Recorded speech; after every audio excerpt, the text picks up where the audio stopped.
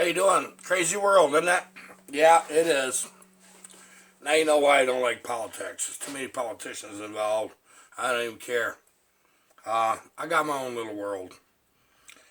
And when I can handle that to the best of my ability, maybe I'll start tackling some of the problems of the other world. Nah, not at my age, I'm not. What I'm going to do is stand here and build saws for you guys. I don't care how you vote. You're here because you like chainsaws. I'm not even going to get into that at this point.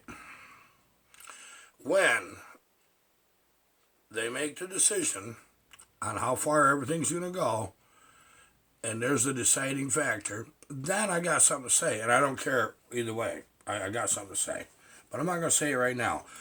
Okay, we got things to show you guys, honestly. Been a few days, been real busy. If you want to know the truth, I took yesterday off. I think sitting on these dang little stools after my back surgery with weather changes, certain weather patterns, it really gets hurting pretty bad. It not like it was, nothing like it was before, but it does get to hurting. It really does. It just aches. That arthritis thing, you know. Anytime you damage your bones, you know it later. Yeah. So those of you guys that's in your 30s and 40s are thinking, dang, I ain't doing what I used to do. You wait. You just wait. You still can. You got to pick your battles. Okay, what we actually got going on today is I'm going to show you out of 272, this is what it is. We got to change a spindle, a spool. I got a Husqvarna one. This is Adam Winchisel's saw. This is a funny story, actually. So what I'm going to do is I'm just going to show you in layman's term exactly what I do when I get a used one. The rope's good and the spindle's bad. It would be real nice to have a good rope to put in one, but this is a nice rope, so I'm not going to worry about it. But I'm going to show you a couple tricks that'll let you take that OEM rope and get a little more mileage out of it too. So we're just going to jump right in here. How's that sound? So first I'm going to do is get you where you can see this darn thing. And that's as far down as that goes. Yeah, you like that? I do too. Okay. So, first thing I do, to my best of my ability, I pull that knot up out of there. And I get rid of that knot. Sometimes you can get these off. This one I might actually, maybe. The guy that was ahead of me might have done me a favor. But I don't fight with that knot much. I really don't. Nope, not going to fight with it. So, what we're going to do is cut that knot off.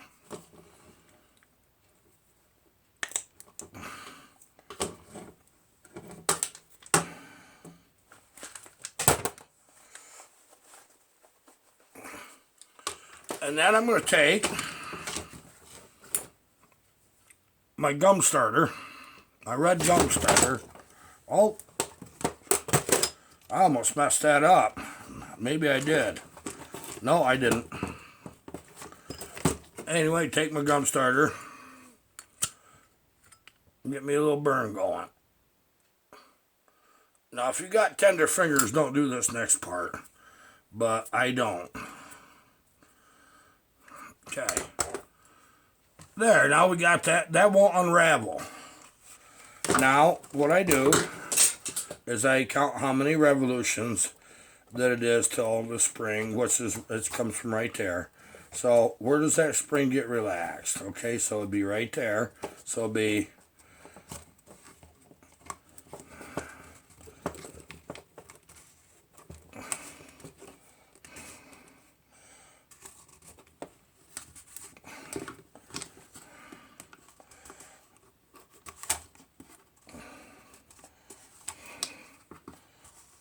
three.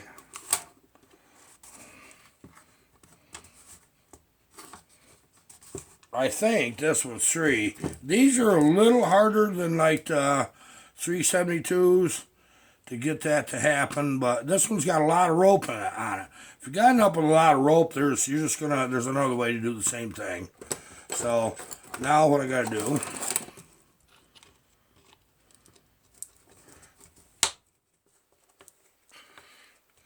take center bolt out of this. When I get this out, I'll show you what happens to these darn things, and it doesn't do you any favors. It really don't.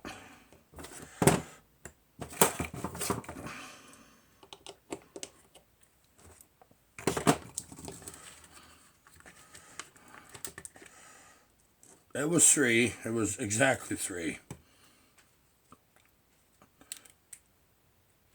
Okay, these notches here on each side is for grabbing a hold of the ball of that spring. Okay. Now, what I'm going to do is open my bag.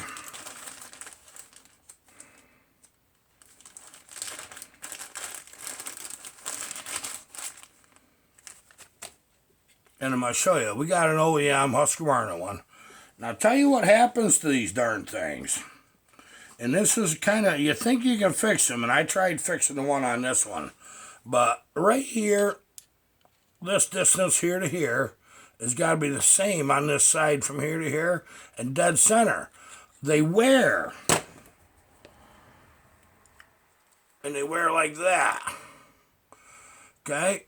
Well, you think, well, I'll just go in there and grind that, and I'll make that even. I tried. Sometimes you get a little more mileage out of them, but it's not worth it. It's just not. Then what happens when you're pulling it, it's binding because it tries to throw this off center. Okay, so now the next step, I want to take this apart, get it degreased. And here's where I sometimes end up with a little trouble. But I'm going to do it anyway.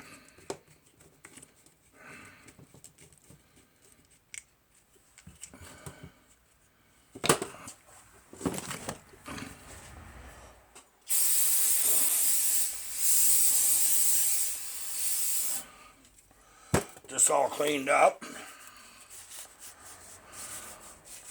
Crap out of it. Looks pretty good in there in the spring. Get a little bit off of that spindle. I see a little crap there. If you can avoid that spring coming out of there, I suggest to do it. If it does, just look how it's built. It's no big deal. Put it back together. You can do it.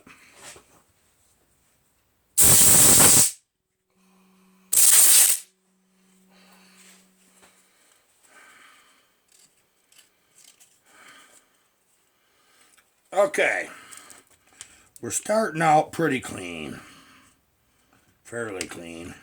It's supposed to have 2 bolts in it, but I see the one isn't in it, and I know why. They stripped it out of the plastic. You get these old saws that's been worked on for many years, little things are, you got to know whether it's the right thing to do or not, but I will get away with just the one. It won't be a big deal.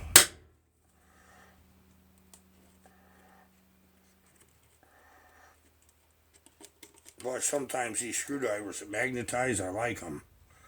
Other times, I mean, it's holding on. I guess I'll just go with it. Don't fight the flow, guys. Go with the flow. In all things, go with the flow.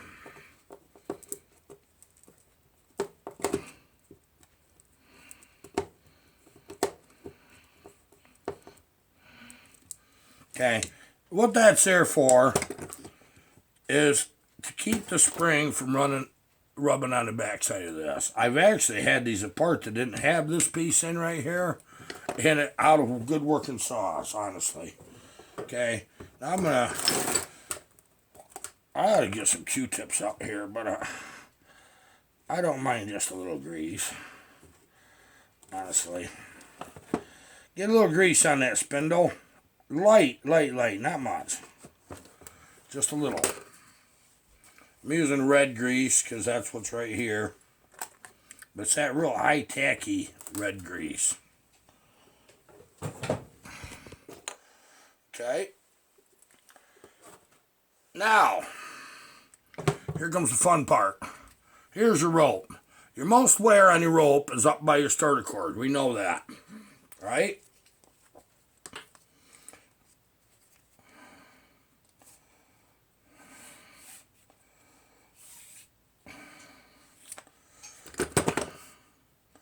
Now, in this case, that's not frayed any. It's everything looks good. What you can do is cut this end off too, and then flip it so that the side that was on your starter handle is actually inside the reel. You can do that. But in this case, this is good enough. It's actually, there's no difference. If there's a difference, I would show you. You got to start it down in your hole. See that? And you pull it right up through. The hole's tapered.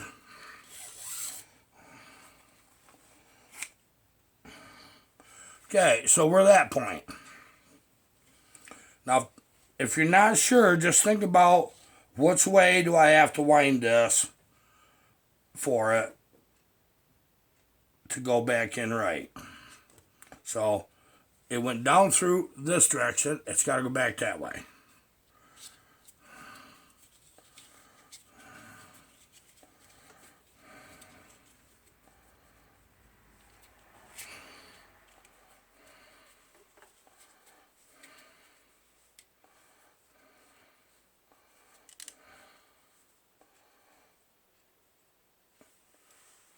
Got a little notch there. Just slide it up in that notch.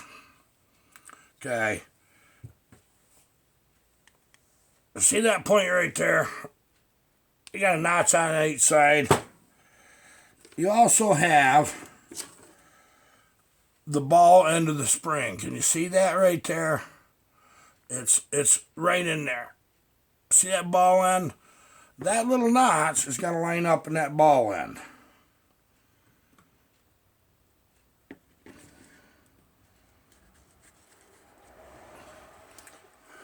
You'll know when it's right.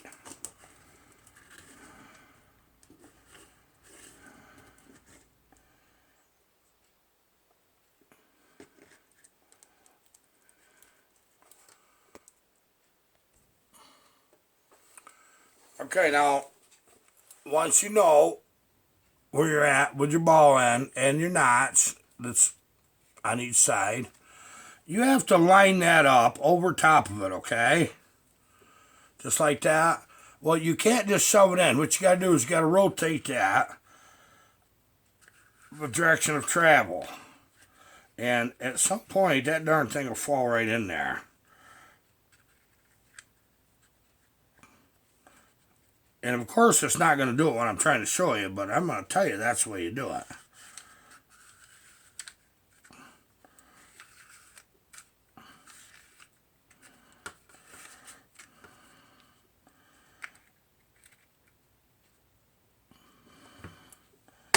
There we go. See that? It snapped in. Okay. Now we know that we want to suck the rope back in, not push it out. So think about what direction that's got to travel. We have to go this way. Okay?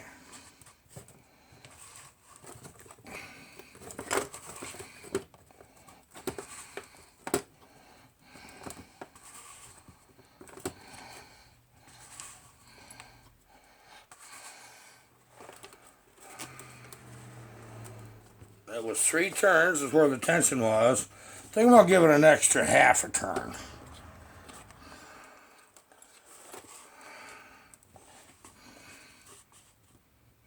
Well, that means you got to go a whole turn.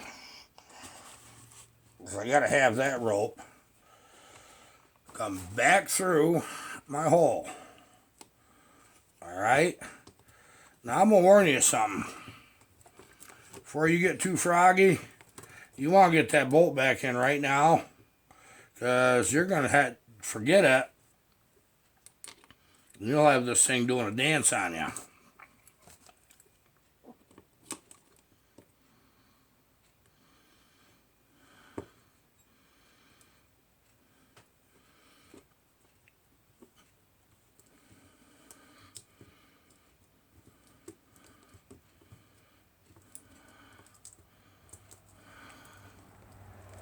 Okay.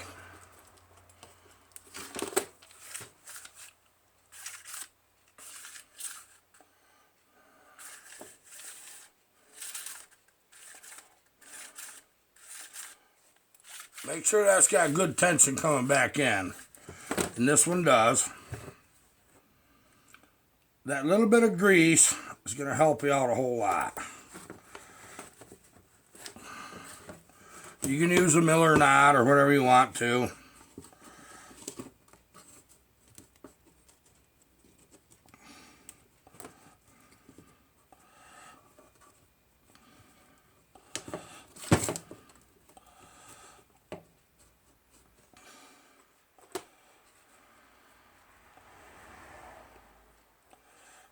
I'm trying not to waste any more rope than I got to. It's been so long since I've used a Miller knot, I'm not sure if I remember. Okay, we're good. You get your knot too big, it won't go back in the handle. Okay, we have a nice handle there. What do you think, guys?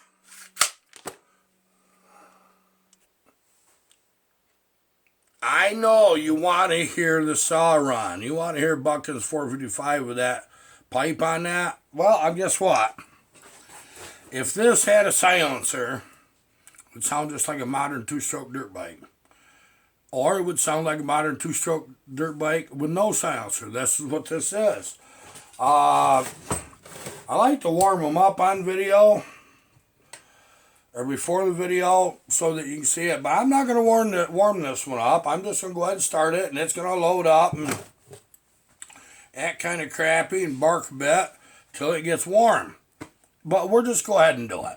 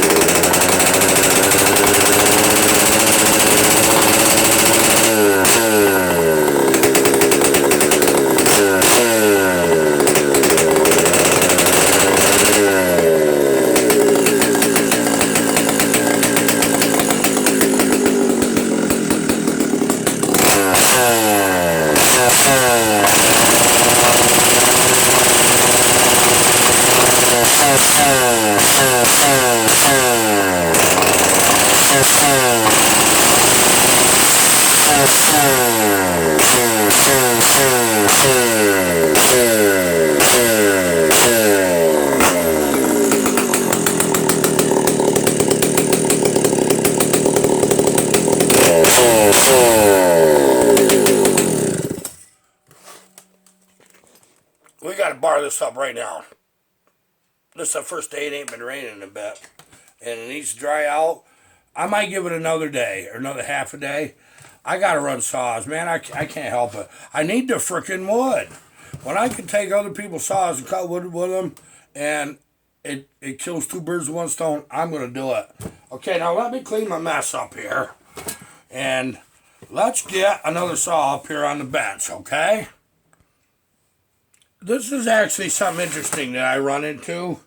Now, when I'm building 61, 66, 266, and have to replace this, the center hub is shorter on the earlier saws, earlier models, than they are the later models, okay? I'm going to show you what I'm talking about. Now, I done 3 266s right in a row, and I needed that short one. So I had to grind the top of it off, measure it, grind the notches right in, and make it work. And I did. But see the height on that one compared to that one? See, that one's much higher. I really need to clean that up so you guys can see. Okay, whether you see it or not, I don't know, but I'll show you anyway. Try to get both of them in the same video at the same angles. You see this one is taller than this one over here. Yep, it is. What happens is there's two flywheels. Okay, this is the one for your saw, Adam. Almost, but don't quite catch. Well, guess what I'm going to do for you? Buckin's my friend, you're his friend. That makes you my friend, too. Your cover is broke, and it don't matter. That's a serviceable cover. Okay, here's what I got. It says 268 on it, so you can fool your buddies, all right? Get yourself a sticker. I don't have one in stock, because I'd like to get this saw to you. Now, that's going to work right there. Now, all we got to do is get her started and get her dialed in. Now, this one pulls over pretty hard. It really does. For whatever reason. I know why.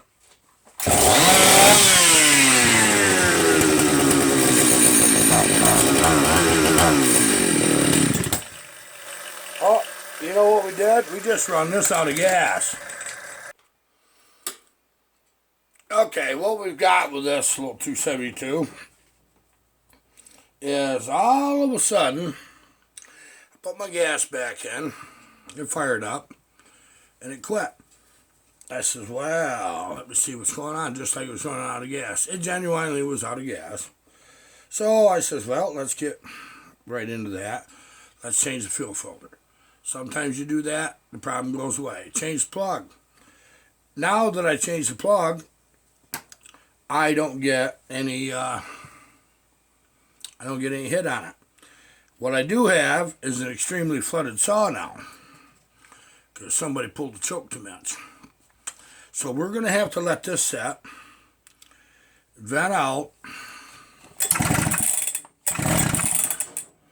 Yeah. You know, guys, you want to know if they're flooded?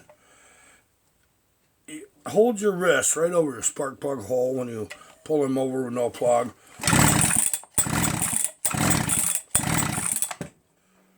See that? See that wet spot right there? That's how flooded that saw is. But when you watch it, you don't see vapor come out. But when you hold your wrist right over that hole, see that? That's a flooded saw. That's bad flooded. That might not start for a bit. So we'll leave this vent. Adam, you got a strong saw. Let me tell you a little something about this saw. It does have a bit of compression. I'll warn you of that. Now, Adam, Buckin sent me this saw, and he sent me a B41. I had Hogan's saw.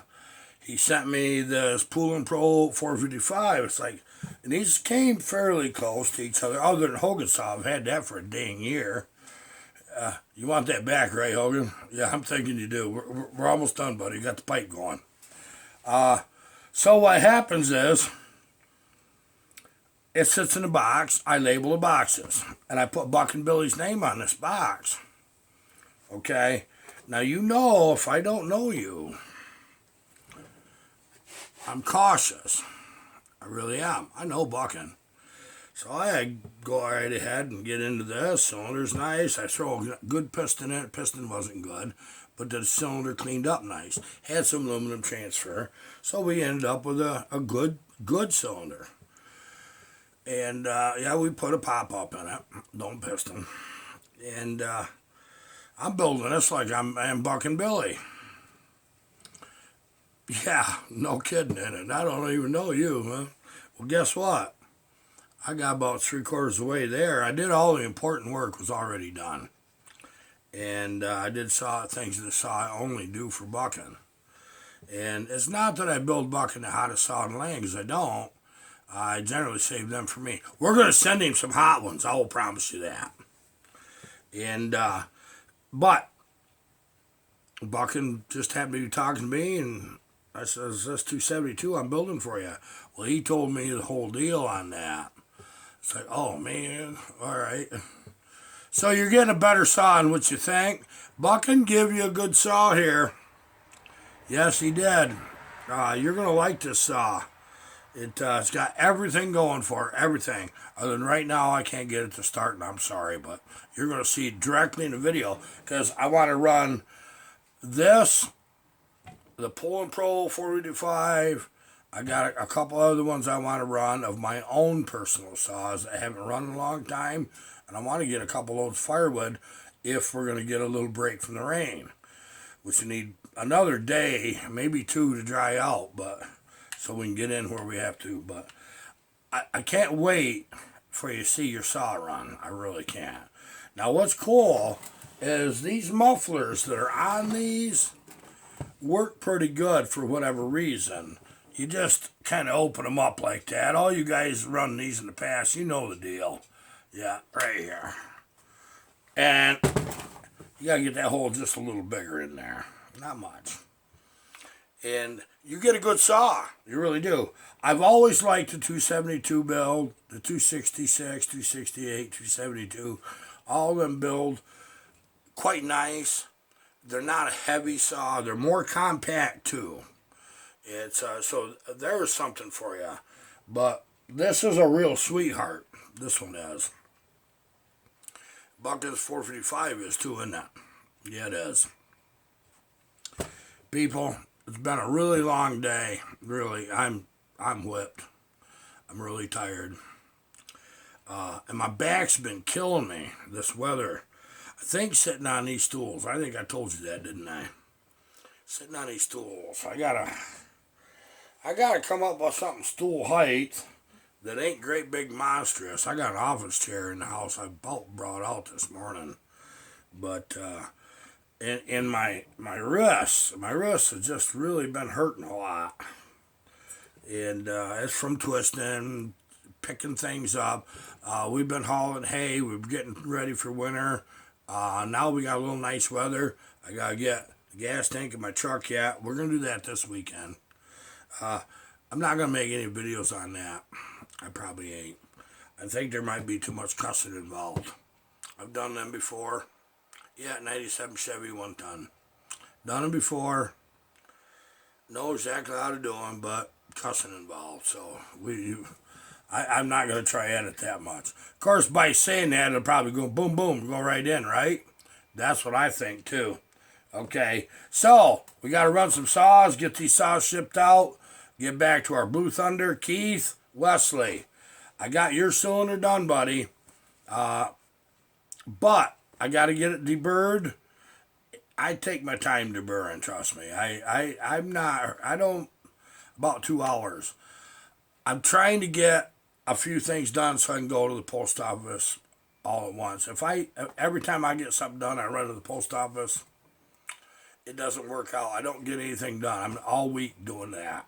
So I try to limit myself to 1 day a week going to the post office. Whatever day works. And so I hope you understand that. You guys know what I do. You know exactly. Tin Man builds a crazy good saw. I just want you guys to know that. And you're going to see something pretty special come up on Buckin's channel soon. That I can promise. Yes. I'll promise you, and you're not going to believe it. That little home light booger of his, 58 cc's, that's an orangutan. That's dead dang serious. I can't wait for Buckin to run that saw. Tin Man, good job on that build. That's not for the faint-hearted, was it? No, was not. Okay, people. Thanks for being here. Thanks for your patience. I know right now I'm not making as many videos as I was because there's too much to do. I have other work that has to be done. This is my fun time, guys. Okay? It's what it is. But I do have to take care of business. It has to be done. There's nothing I can do about it. So when you guys email me or talk to me and I say, well, gee, I plan on this day or that day, this is what's going to happen, and it doesn't happen, don't get concerned. It doesn't mean that your project is stalled in any way. It means I'm busy. And then when you see me back out here and I get my videos, the more days you see videos in a row, get happy. I'm happy. See you later. Goodbye.